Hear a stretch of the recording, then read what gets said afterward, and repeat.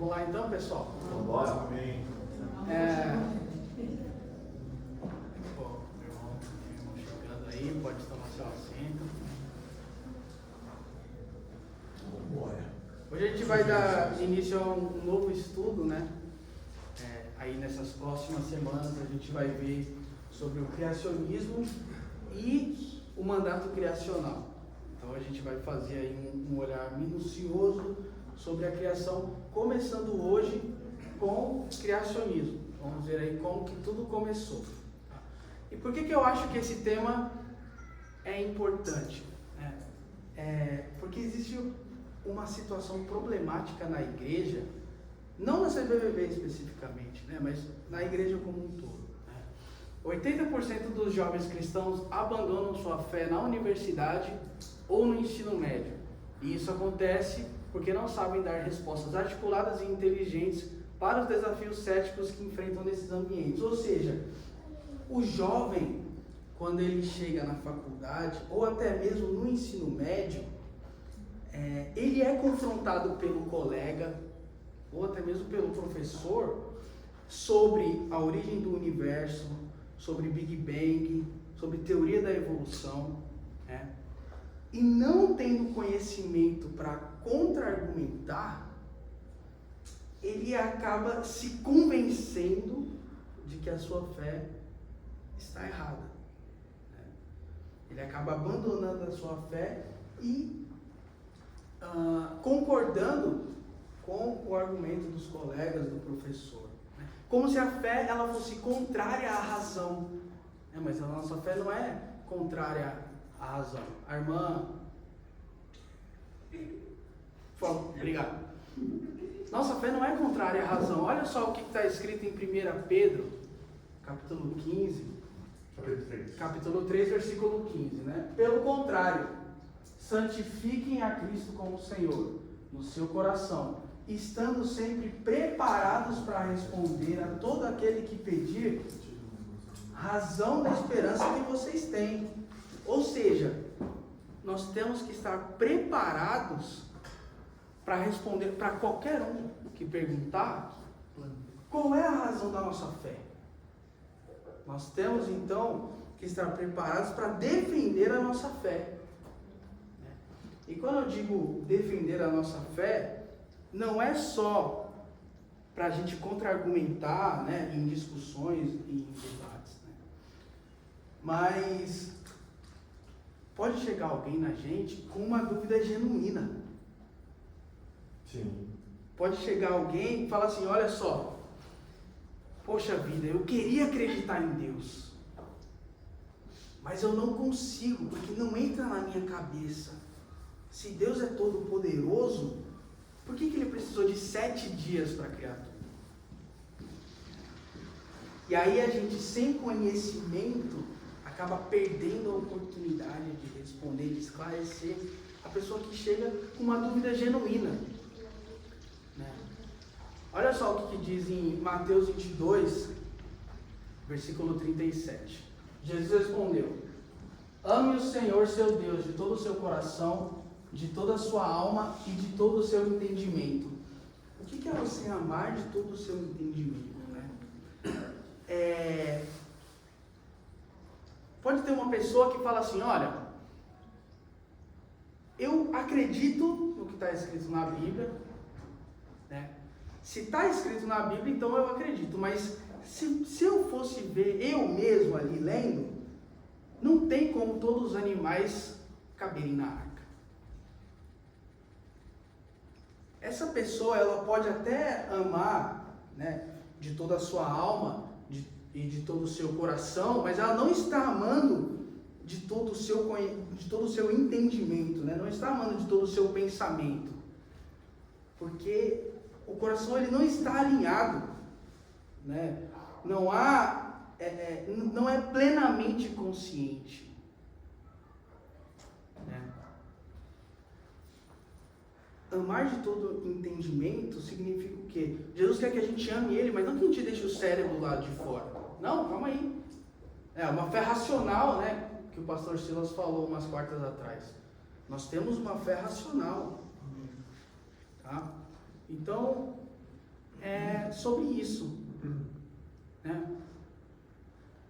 Nós vamos falar então sobre o criacionismo, tá? Essa daqui é a definição do criacionismo. A gente vai aprofundar bem nessa descrição aqui dele, tá? O que é o criacionismo então? É a cosmovisão que busca sinais de inteligência na criação e propõe que a origem do universo e da vida são resultados de um ato criador intencional. A origem do universo e da vida não são um ato aleatório, não é por acaso, é intencional. É o estudo das evidências que sustentam a crença na criação divina do universo e da vida através de interpretações e argumentos que contradizem a teoria da evolução. Então são 4 tópicos que nós vamos ver. Aí todos esses que estão grifados são o tópico da nossa apresentação. Tá? Então vamos começar pelos sinais de inteligência. Olha só, aqui na esquerda a gente tem, não sei se está dando para ver direito aí. Sim. Tem uma imagem, são 2 imagens, né? Na parte de cima é uma pilha de rochas e na parte de baixo nós temos o Monte Rushmore. Se eu tivesse que falar para os irmãos, qual dessas 2 vocês acham que foi feito por um ser humano? A imagem de cima ou a imagem de baixo? De baixo, né? E aí o que é interessante a gente refletir é o que é que diz pra gente que a imagem de baixo que foi feita por um ser humano? A semelhança com o rosto humano. Tem os traços, né? Ela tem sinais de intencionalidade, de que foi esculpido, aquilo ali foi desenhado, né? Foi um ato intencional. Então é isso que o criacionismo faz. Ele busca sinais de inteligência no universo como um todo, né? No planeta Terra. Isso inclusive faz sentido, tá? Quando a gente olha nas escrituras, porque olha só o que diz em Romanos 1:20, né? Porque os atributos invisíveis de Deus, isto é, seu eterno poder e a sua divindade, claramente se reconhecem desde a criação do mundo, sendo percebidos por meio das coisas que Deus fez. Por isso os seres humanos são indesculpáveis. Olha só, meus irmãos, o que está dizendo aqui? O poder de Deus, ele é percebido na criação dele. Então sim, é possível nós encontrarmos sinais de inteligência na criação, né? Olha só esse exemplo aqui, tá? O planeta Terra, se ele fosse 100 metros mais próximo do Sol, não seria possível ter vida, né? A água toda evaporaria, o planeta iria queimar, né? E se ele fosse 100 metros mais distante, o planeta Terra todo congelaria. O planeta Terra está no ponto exato para que a vida na Terra seja possível. Isso é ou não, né, um sinal de intencionalidade, né? Ele foi colocado ali perfeitamente. Né? Isso não é um sinal da casualidade, né? Exatamente, né? Isso é o contrário, é o oposto, né, do aleatório. E aí Deus, quando cria a Terra, ele fala assim, o universo é um lugar muito gelado, né? Então eu tenho que dar uma fonte de calor para esse povo. E aí ele pega e coloca o sol ali. Né? Mas se a Terra só ficar parada, só vai esquentar um lado. Né? O outro lado vai ficar frio. Então o que Deus faz? A Terra ela vai girar 24 horas. E aí a gente tem o ciclo dia e noite, dia e noite. Né? Só que a Terra ela não pode ficar paralela. Então o que Deus faz? Ele coloca a Lua do outro lado um pouco mais em cima, a Terra fica inclinada, e aí a gente tem primavera, verão, outono e inverno. Olha só, né? Isso é um design, né? Isso foi arquitetado, foi planejado. É um sinal de extrema inteligência. Né? A gente vai conseguir ver sinais de inteligência por toda a apresentação, né? Mas agora nós vamos entrar no tópico da origem do universo. Quando a gente está falando de origem do universo, o tema que aparece é o Big Bang. O que é o Big Bang? É a teoria científica que propõe que o universo teve origem a partir de uma grande explosão cósmica há bilhões de anos atrás. Tudo que existe, tudo que veio a existir, foi originado de uma grande explosão, né? Tudo que hoje existe estava concentrado em um único ponto extremamente denso e quente, que então começou a se expandir, dando origem ao universo como conhecemos. O que não nos falaram, né? Ah, tem mais irmãos chegando.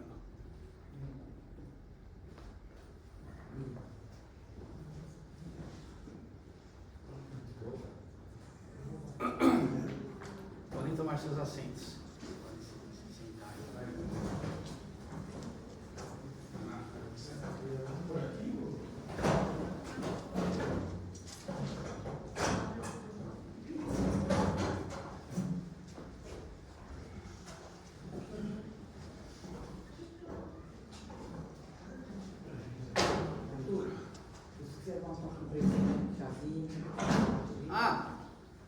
A gente tem aqui do lado chá, a gente tem chocolate quente, tá? Vocês podem ficar à vontade. Podem se servir.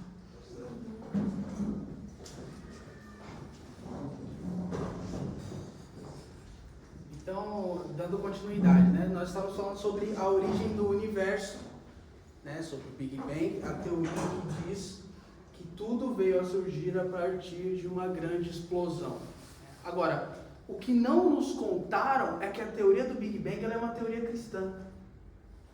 O que é interessante. Teoria criada por um padre, Georges Lemaitre, em 1927. Mas é estranho, né, a gente falar sobre isso hoje, porque o Big Bang ele ficou muito associado a uma ideia ateísta. Então, se você diz que acredita no Big Bang, automaticamente vão associar que você não acredita em Deus, né? Que você também acredita na teoria da evolução, né? O que a irmã pode passar né? Então, se você diz que acredita no Big Bang, logo você acredita então na teoria da evolução também e na inexistência de Deus, né? Agora, por que essa associação acontece? Já que são duas teorias extremamente diferentes, criadas por pessoas diferentes em épocas diferentes, né?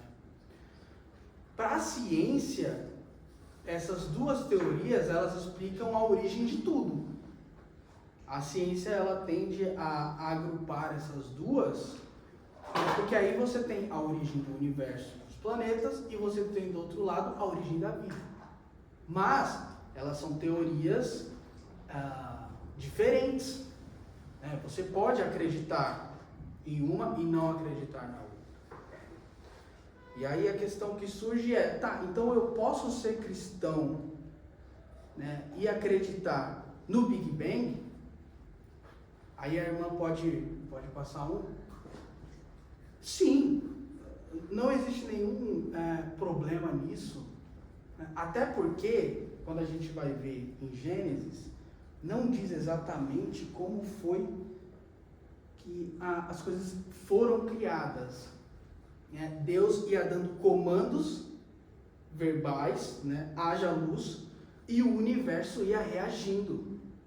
Agora, se o universo ia reagindo como uma explosão, não tenho nenhum problema com isso, né? Então é isso.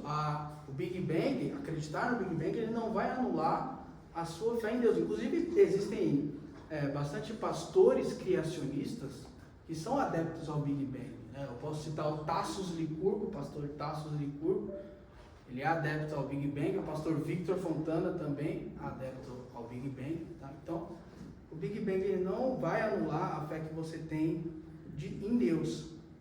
E aí você me pergunta assim, mas Os pastores criacionistas que não acreditam no Big Bang acreditam no quê? Nós já vamos chegar lá. Tá, nós já vamos chegar lá. Agora, o que é complicado... O que é complicado é acreditar no Big Bang sem Deus, né? Que é o que a ciência propõe. A ciência é interessante, né? Porque a teoria original do padre Jorge Lamaitre, ela não exclui Deus. Essa não era a intenção dele. Ele dizia que sim, o universo veio existir através de uma explosão, mas foi Deus que originou a explosão. E aí a ciência, ela tira essa parte, pega essa teoria e junta com a teoria da evolução, né? Mas é complicado você acreditar no Big Bang sem Deus, porque a existência do relógio implica na existência do relojoeiro. Eu não sei se os irmãos já tiveram a oportunidade de ver tamanha complexidade que é e precisão necessárias para se construir um relógio. Um bebê jogando peças de um relógio para cima, aleatoriamente, sem intenção alguma, nunca que ele iria sem querer montar um relógio. O relógio, ele é perfeito e complexo demais para ser criado sem querer. E o nosso universo é perfeito e criado demais para ser criado aleatoriamente, né? Por acaso, sem querer, né? Olha só o que diz Stephen Hawking, né? Stephen Hawking foi um cientista, inúmeras contribuições para a física, inúmeras contribuições para a cosmologia. Olha só o que ele diz sobre um instante zero. Em seu livro Uma Breve História do Tempo, Stephen Hawking fala que quando começou um instante zero, nada existia. Um instante zero é quando nada existia. Nem gravidade, nem energia, nem tempo, nem espaço e nem matéria. Em fração de segundos, houve uma explosão e tudo foi criado. Muitas pessoas resistiram a essa ideia de que o universo teve um início, porque isso obrigatoriamente abre brechas para a existência de um Deus. Então, aqui está o instante zero. E aqui houve o Big Bang. Entre o instante zero e o Big Bang existe uma brecha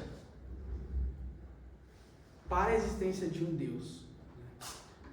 E muitos cientistas resistiram a essa ideia, né? E Stephen Hawking, ateu, ele admite isso no seu livro.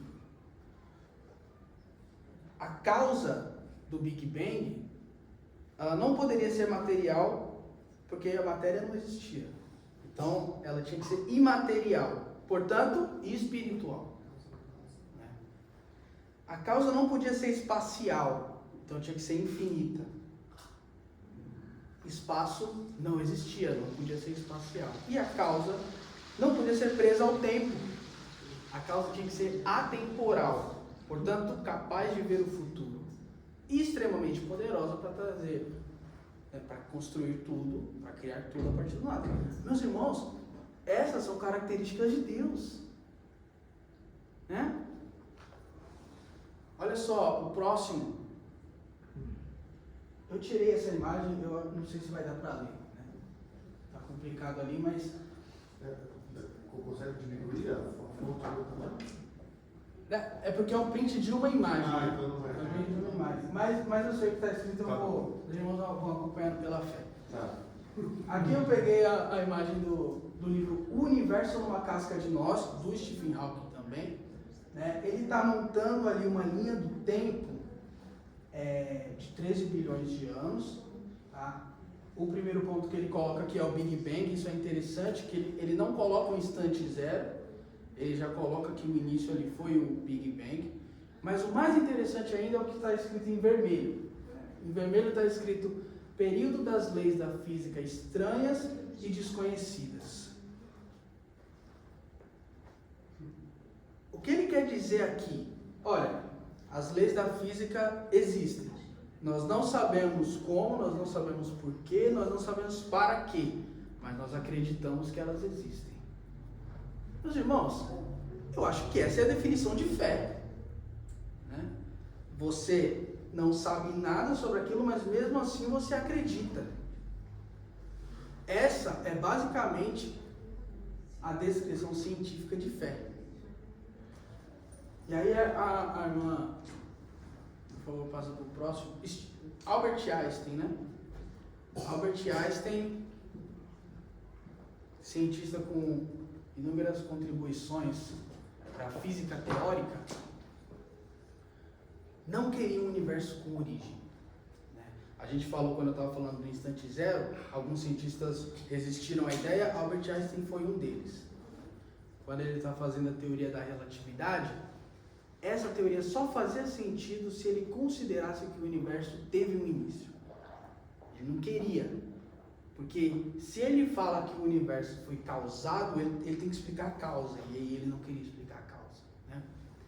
Então ele inventa de colocar uma constante cosmológica lá na equação, mas essa constante levava a matemática a multiplicar por zero. E a gente sabe que multiplicação por zero, né, é uma regra na matemática que não pode. Então, a equação ela só funcionava quando ele considerava que houve um início. Aqui é a ciência obrigando o cientista a admitir. Houve um início, o universo foi causado. E nós sabemos qual foi a causa. Né? No início de tudo, Deus criou os 3 elementos principais com os quais a ciência trabalha. Logo no primeiro versículo, Gênesis 1, olha só, no princípio, tempo. Deus criou céus, espaço e terra, matéria. Os 3 elementos principais com os quais a ciência trabalha, Deus criou no início de tudo, claro, é óbvio. Né? E aí, alguns podem se perguntar, né? Meus irmãos, quando quiserem me interromper a qualquer momento, pode ficar à vontade, né? Não sei se alguns de vocês já se perguntarem o que tinha antes. Já se perguntaram o que tinha antes. Antes de Gênesis 1, o que tinha? Né? Em Gênesis 1:2, diz que a terra era sem forma e vazia.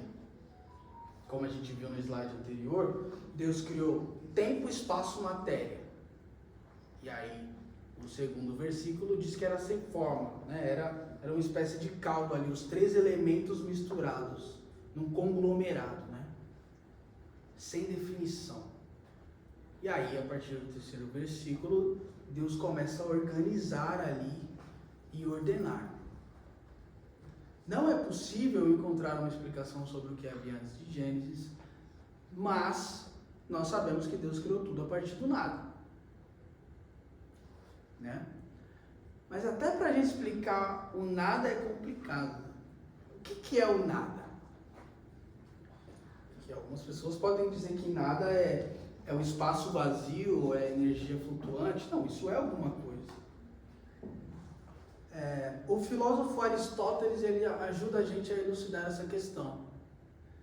Ele fala o seguinte: o nada é aquilo sobre o que as rochas sonham. Meus irmãos, aí eu pergunto, as rochas sonham? Não. Então aí é para entender que o nada não é nada mesmo, né?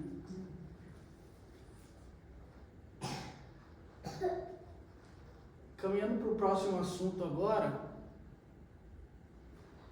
as 122 características e o princípio de Bohr-El. Existem 122 características que são milimetricamente sintonizadas para que a vida na Terra seja possível. Nível gravitacional, transparência atmosférica, nível de oxigênio no ar, a distância da Terra para o Sol que a gente viu no início, né? 122 características sintonizadas para que a vida na Terra seja possível. A chance de alinhar 122 características aleatoriamente, por acaso, é em 1 elevado a 10, em 10 elevado a 138. 10 elevado a 138 é o número 1 seguido de 138 zeros. Número absurdo. E aí entra o princípio de Bohr-El, que é um princípio utilizado na probabilidade estatística. Que ele diz que uma chance em 10 elevado a 50 é impossível. Se você tiver que, por acaso, sintonizar algo que seja probabilidade 1 em 10 elevado a 50, não faça, é impossível. Ou seja, se 10 elevado a 50 é impossível, 10 elevado a 138, 100 vezes impossível. É matematicamente impossível nós termos o universo da forma que nós temos, em que a vida é possível, de forma aleatória. Essa é a questão.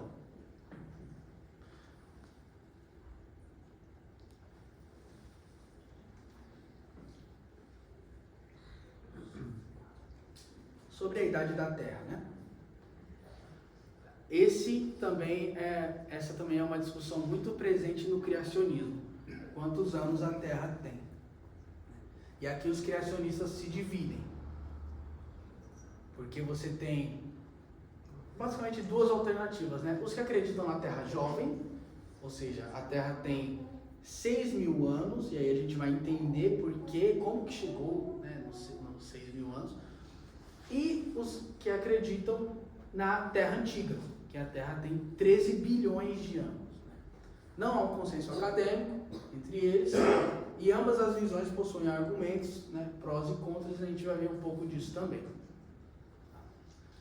Sobre a Terra jovem, se a gente pega em Gênesis, né, e começa a traçar uma linha do tempo, né, Adão morreu com tal idade, teve um filho, morreu com tal idade.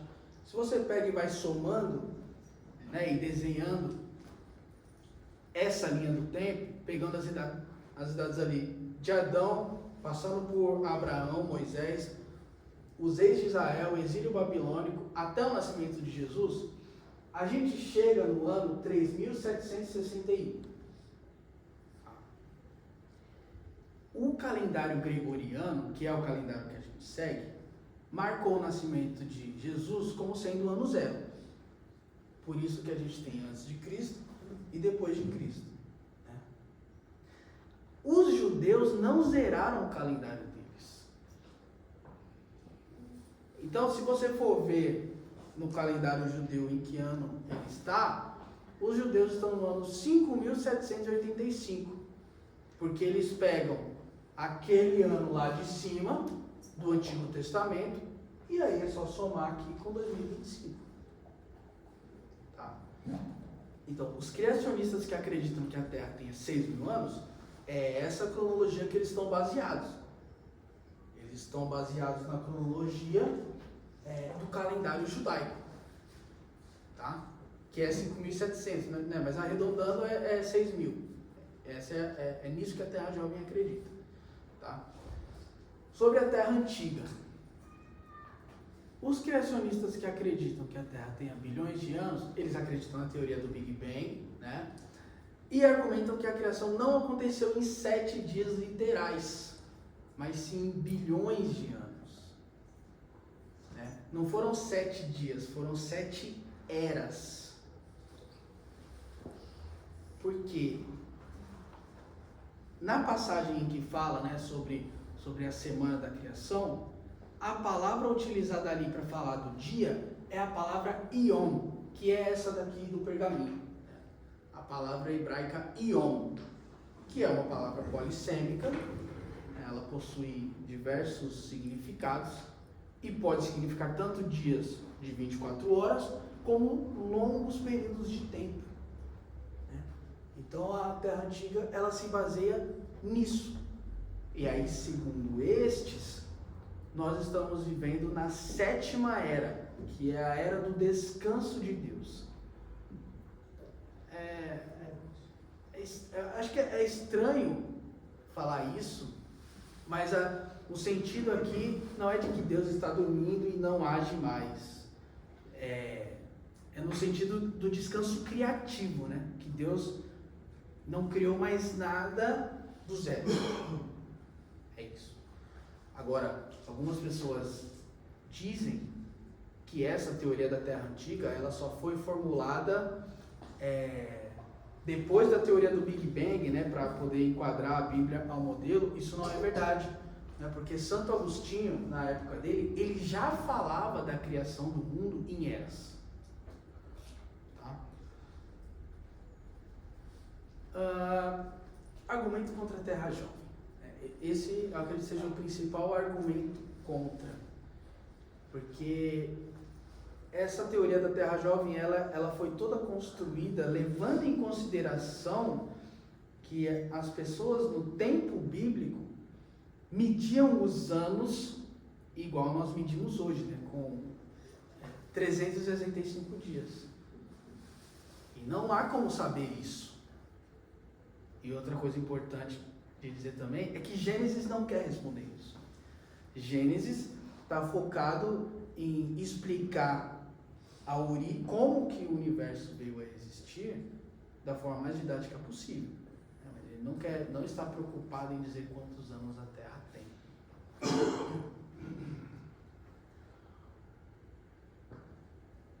Arthur, é engraçado porque quando eu estava no mercado, a gente entrou no assunto, né?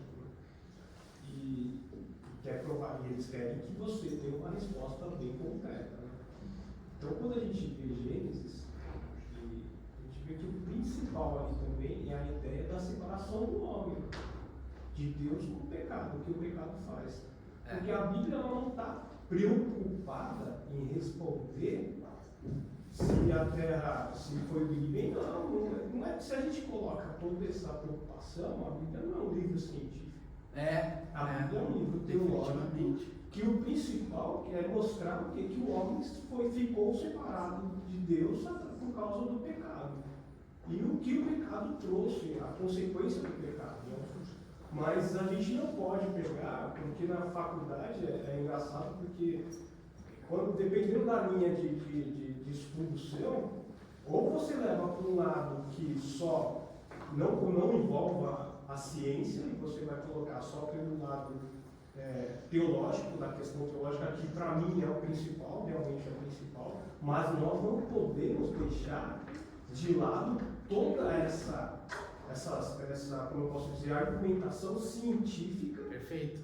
Para não entrar em contradição, sabe? E às vezes a gente quer responder, não, mas a Bíblia não está preocupada, só que a gente não quer responder do lado científico também. Uhum. E aí a gente tem um lado científico que traz muito argumento para nós também. Sim.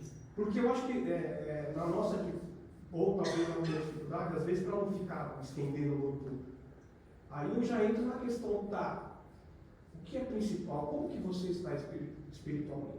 Você acha que você está afastado? É isso que no princípio Deus já queria se manifestar o seu amor lá no princípio. Aí eu já pego e já contraponho um pouquinho, mas para diminuir um pouquinho a conversa, sabe? E trazer a pessoa para um lado mais espiritual.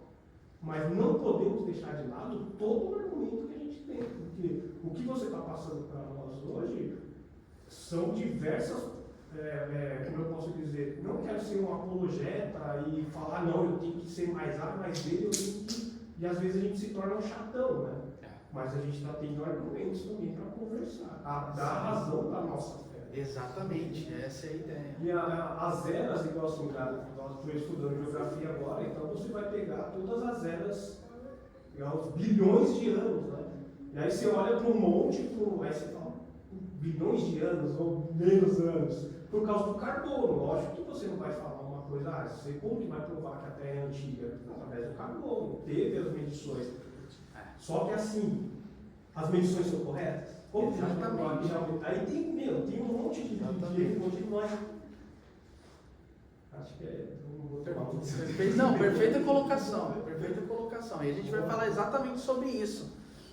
Porque o argumento contra a Terra Antiga é que há problemas no sistema de datação radiométrica. O que é esse sistema? Né? Eu tenho uma rocha, e aí eu quero saber quantos anos essa rocha tem. Eu vou no laboratório e eu coloco essa rocha lá no sistema, e o sistema vai falar para mim, olha, essa rocha ela tem 2 milhões de anos. Os criacionistas que são adeptos à Terra Antiga, confiam no sistema de datação. Então, se esse sistema de datação disse que são 2 milhões de anos, então são 2 milhões de anos. Mas há problemas. Porque a Universidade do Havaí, por exemplo, fez estudos pegando lava do vulcão Kilauea. E aí lá no sistema de datação deu a idade de 43 milhões de anos. Só que o vulcão surgiu 1000 anos atrás. Né? E aí o contra-argumento é: olha, você tem certeza que você quer criticar o sistema de datação? Porque a teologia e a arqueologia bíblica utilizam dela. Porque nós sabemos, por exemplo, que os livros apócrifos foram escritos depois do ano 70, porque nós utilizamos o sistema de datação, né? A papilologia. E a arqueologia bíblica também. Quando é encontrado em Israel um anel escrito em hebraico, Rei Davi, e aí o sistema de datação ele diz uma idade que bate com a idade que os especialistas dizem que Davi foi rei de Israel, opa, o sistema de datação funciona. Então, não, mas calma aí, ele só funciona quando ele diz o que eu acredito. Então existe esse contra-argumento aí, né, de que criticar o sistema de datação é um tiro no pé, pode ser um tiro no pé, nesse sentido.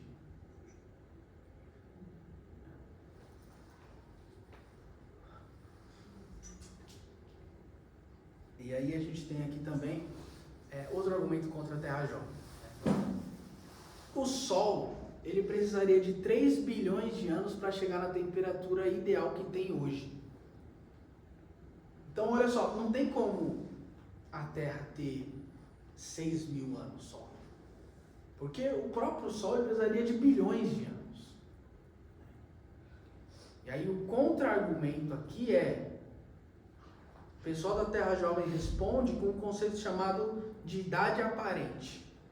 Porque Adão foi criado recém-nascido, mas ele tinha a idade aparente de alguém com 20, 30 anos.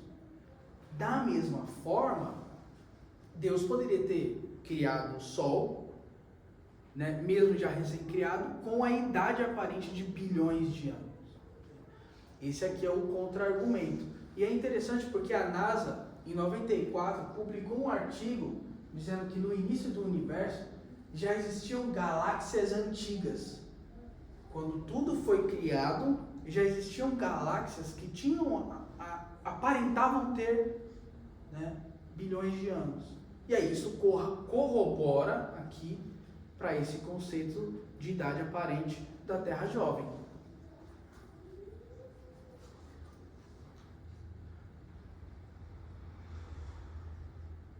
E até hoje se encontram novas galáxias, né? E aí ela ainda está em constante... Sim.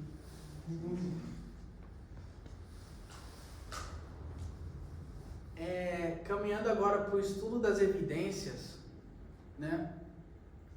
Olha só que interessante as evidências. Passa um, por favor, a irmã. Olha só as evidências de coerência na criação, né?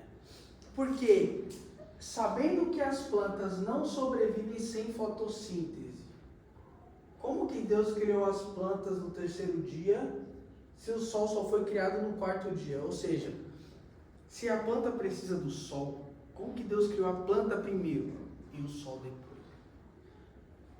E a resposta aqui é muito simples, né?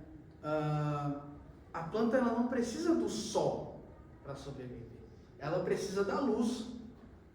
E a luz foi criada no 1º dia. Haja luz. E houve luz. Agora, que luz é essa? Aí nós vamos ver mais para frente. Tá?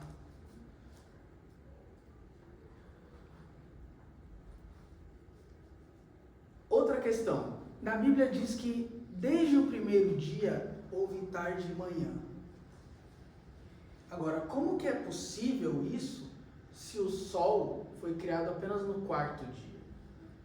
Porque a gente sabe que está de dia, está de noite, que está de tarde, que está de manhã por causa do sol, né? Se o sol está nascendo, está de manhã.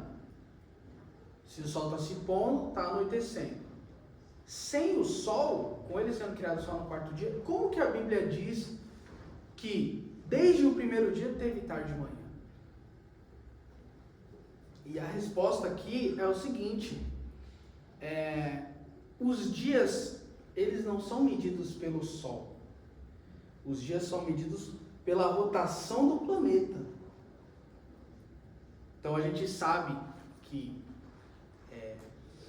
por que o nosso dia tem 24 horas? Porque o planeta Terra ele precisa de 24 horas para dar uma volta completa.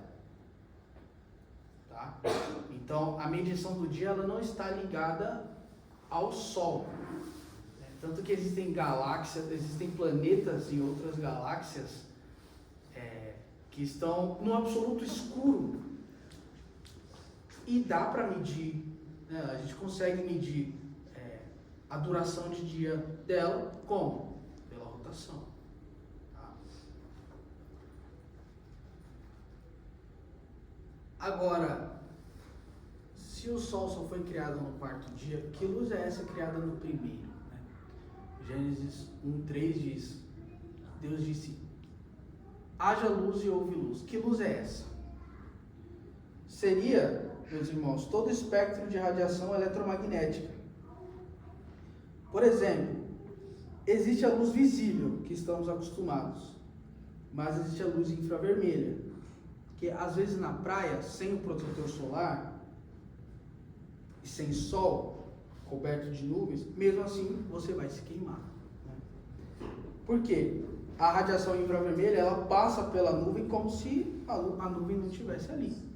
Né? Essa radiação está muito relacionada com o que a gente chama de calor. Porque veja bem, no segundo dia tinha água em estado líquido. Para ter água em estado líquido, tem que ter calor. Se tem calor, tem que ter radiação eletromagnética, que no caso é a infravermelha. Então, que luz é essa criada no primeiro dia? É a luz infravermelha. Tá? Todo o espectro de radiação eletromagnética. Agora, olha só que fascinante. Vamos nos aprofundar aqui na criação da Eva. Nós vamos pegar ali do Gênesis 2, do 21 ao 22.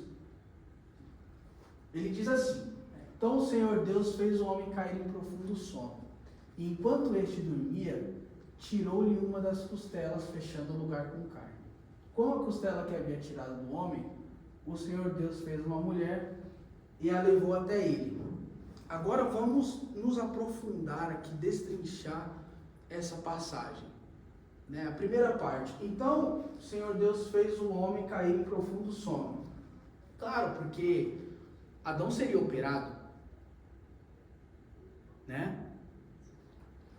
Deus aplicou nele ali uma anestesia geral. Quando a gente vai passar por uma cirurgia, o que o doutor faz? Ele faz a gente cair em profundo sono. Então, com Adão aqui não foi diferente, foi exatamente o que Deus fez, porque Adão seria operado. Tá? Agora, por que a costela? Por que Deus tirou a costela de Adão? Quando vai ocorrer uma clonagem, né, é necessário células-tronco. E na costela é onde nós encontramos, na medula óssea, células-tronco, que é o material genético necessário para fazer uma clonagem. Por isso Deus tirou a costela de Adão. Olha só. Biogenética, né? Exatamente. E os caras achando que a Adão foi a primeira. Eva foi a primeira, né? Passa um, por favor. E aí depois fecha o lugar com carne. Faz uma cirurgia de reparação para não ficar nada defeituoso. Exatamente como acontece, né, quando você vai fazer uma cirurgia, né, o doutor depois ele fecha o lugar, certo? Fechando o lugar com carne. Sim. Com a costela que havia tirado do homem, o Senhor Deus fez uma mulher e a levou até ele. Né? Agora que ele possui o material genético, ele efetua a clonagem ali e a engenharia genética. incrível? Mas aí entra o que o irmão Eliseu trouxe, né? Nós precisamos ter o equilíbrio entre a fé e a ciência. Existem coisas feitas por Deus que não precisam de explicação científica. Por mais que seja, né, eu acho fascinante essas explicações, né? Por que a planta veio primeiro se precisa do sol? Né? Agora, não é como se Deus precisasse de uma explicação científica, né? Porque se Ele quisesse ter criado a planta, mesmo sem nenhuma luz, teria feito. Se Ele quisesse criar Eva, né, tirando outra parte do corpo de Adão, Ele teria feito. Porque nós temos que obedecer às leis da física, né? a lei da gravidade. Nós somos obrigados a seguir as leis estranhas e desconhecidas, né? Agora, Deus não. Deus é o autor dessas leis. Ele não está preso a elas. Por mais que Ele possa se utilizar dessas leis para fazer as coisas. Agora, Ele não está limitado a elas. Por isso, nós temos que ter o equilíbrio, porque aí existem os irmãos que querem negar totalmente a ciência. Só que existem outros irmãos também que querem explicar cientificamente tudo o que Deus faz. E aí a gente precisa de um equilíbrio, né? Até porque Deus faz o sobrenatural, Deus faz o impossível, né? Então, querer explicar de forma científica tudo o que Deus faz, uma hora vai se decepcionar. Eu costumo dizer que milagre é tudo aquilo que a ciência não consegue explicar. É milagre. Porque se a ciência consegue explicar, você tem ali uma explicação racional e científica. Então, ninguém vai supor que aquilo foi algo divino, porque tem uma explicação racional para aquilo. Agora, o que foge da explicação científica, aí a gente denomina como milagre. Exatamente. E aí é necessária a fé. Mas a natureza caída do homem, do pecador, a mente não é capaz de compreender aquilo que Deus é capaz de fazer. Claro. Por isso existem coisas que não tem. A queda influenciou todas as áreas do homem, impactou todas as áreas do homem, inclusive o relacionamento dela com Deus. Por isso mesmo. Exatamente. Agora, isso não significa que a ciência não pode nos proporcionar testemunhos e evidências sobre a nossa fé, sobre as escrituras, né? Olha só.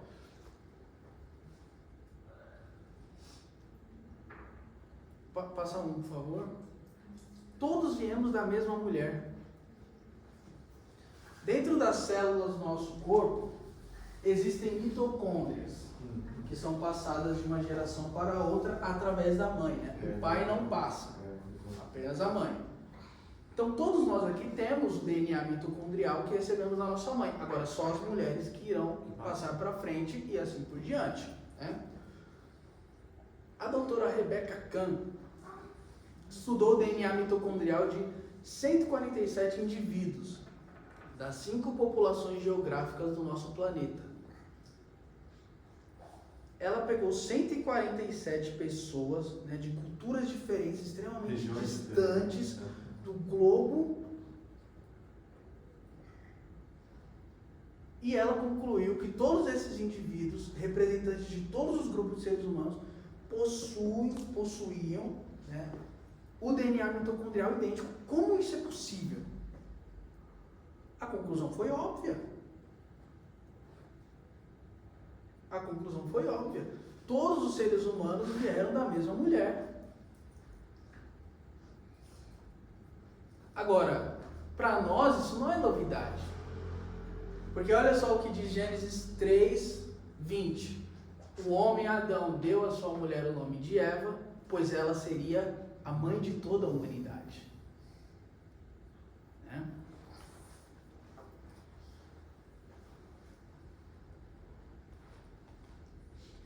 Olha só o que diz em Gênesis 2:7. O Senhor Deus modelou o homem com barro da terra, soprou-lhe nas narinas e deu-lhe respiração e vida, e o homem tornou-se um ser vivo. Nós viemos do barro. À luz das Escrituras, nós compreendemos que viemos do barro. Agora, uma coisa interessante é que todos os elementos do corpo humano podem ser encontrados no barro. A composição do corpo humano, em termos de elementos químicos, é bastante diversificada. Mas elementos como oxigênio, hidrogênio, carbono, nitrogênio, cálcio e potássio são abundantes tanto no corpo humano quanto em solos de argilas. O barro é composto por minerais que contêm esses elementos em suas estruturas. Meus irmãos, a ciência descobriu isso, né, que todos os elementos do corpo humano estão presentes no barro, no século XIX, né, com os avanços da química.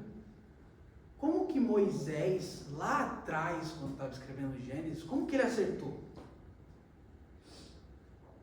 Ele teria que ter testado 30 milhões de possibilidades. Como que ele acertou de primeira? Né? Porque uma coisa é a ciência dizer que é impossível. Não, olha, é impossível que o ser humano tenha vindo do barro. Outra coisa é a ciência dizer, realmente a gente não sabe como que Moisés acertou. Mas realmente todos os elementos do corpo humano podem ser encontrados no barro. A irmã pode... Olha esse outro ponto aqui. O ponto mais alto da Terra já foi o fundo do mar.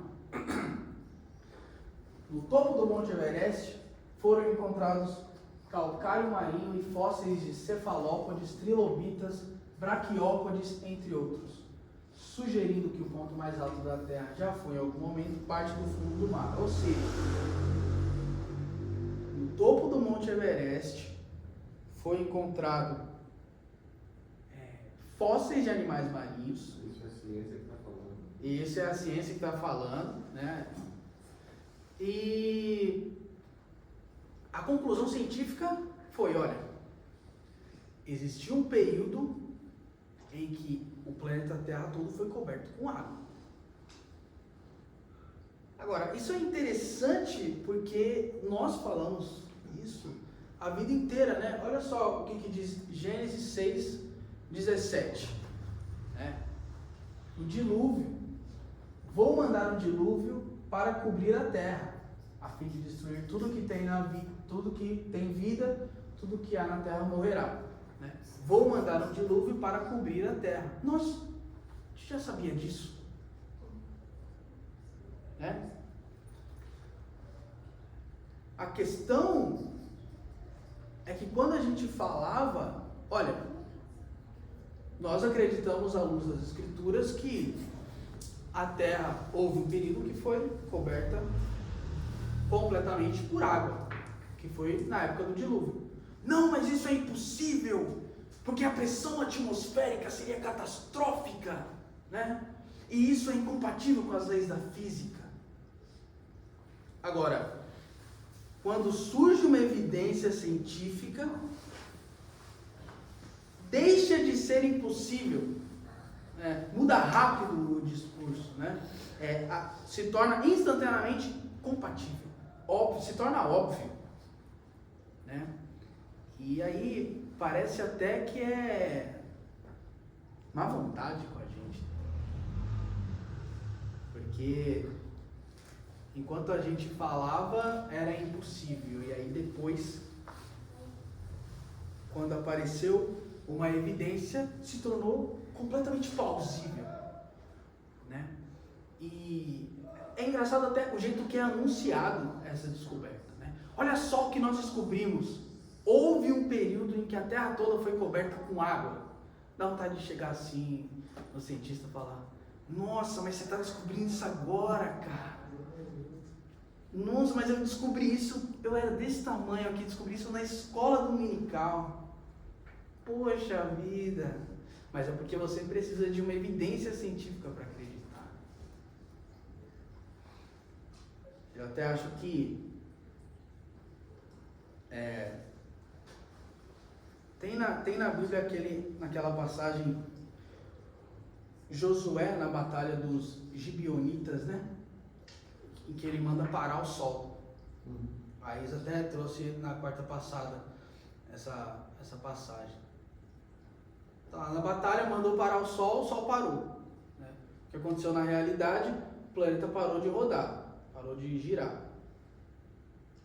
E aí a ciência hoje ela diz que isso é impossível. Não, é impossível. Se o planeta parasse de rodar, seria catastrófico. Né? E vão dizer isso até surgir alguma evidência de que lá atrás, em algum período, houve um período em que a Terra parou de girar por algumas horas. E aí a gente vai falar, nós sempre dissemos isso, né? Vocês sempre disseram que era impossível. Mas vamos seguir. Tá, para hoje, o que eu tinha preparado, meus irmãos, é isso. A gente até passou um pouco do horário aí. Muito obrigado. De agradecer, né, e encerrar com uma oração. Então, vamos curvar nossas cabeças. Muito obrigado, meu Deus. Obrigado, Senhor, por essa oportunidade de estarmos aqui aprendendo mais sobre o Senhor. Que o Senhor nos ajude, meu Deus, a defender a nossa fé e que nós o amemos com todo o nosso entendimento, todo o nosso coração, toda a nossa alma. Abençoe cada um que está aqui. Muito obrigado por essa aula. Muito obrigado. Nos leve em paz para os nossos lares. Nos dê uma boa noite de descanso. Em nome de Jesus, amém. Amém.